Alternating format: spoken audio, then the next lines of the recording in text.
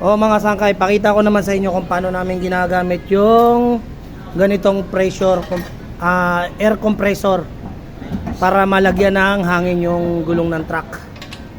Yan, lagyan natin ng hangin yan hanggang dun lang sa may green. Okay. Pwede lang pa rin.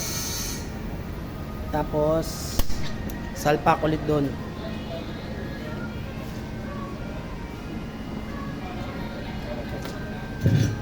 Tapos gagawin, lalagyan ng hangin. Habang nilalagyan ng hangin, babanatan naman natin ng compressor.